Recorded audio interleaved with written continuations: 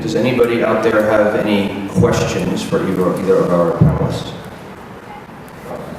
And if so, just stand up and speak loudly.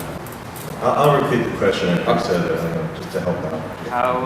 How big of a part do you think Brooklyn plays in your career and your writing comics? My career and in your creative process and your writing in comics.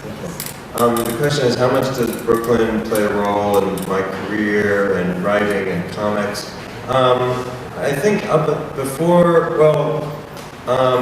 my grandparents were from here, my parents grew up here, and I used to come here as a child. I didn't really start writing about Brooklyn very much until I moved here, I guess. I moved here first in '95, but then I had a column for the New York Press, and so I would mention Brooklyn. But it was really with Bored to Death and having this chance to work in a visual medium and setting the show in Brooklyn that was like, wow, there's this whole amazing canvas here, or palette, and a lot of things haven't been filmed before, and it was fun to have this license to go up to Grand Army Plaza and have like a chase scene, or to shoot a moment in Prospect Park or the Gowanus Canal or Brighton Beach. And I mean, obviously I've gone for the more perhaps better known spots, but it's been fun to try to find other Brooklyn locations, like one that we really used this past season.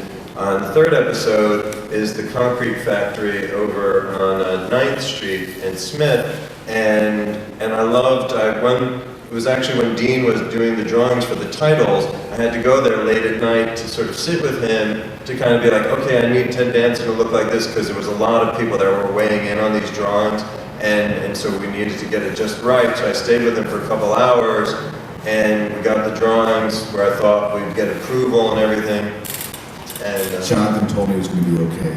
Yeah, Dean was panicking, and he's a very rugged individualist, and this was a case where I'm like, Dean, no, the belly's got to be bigger, and so he would take out the eraser. It was like raking a horse.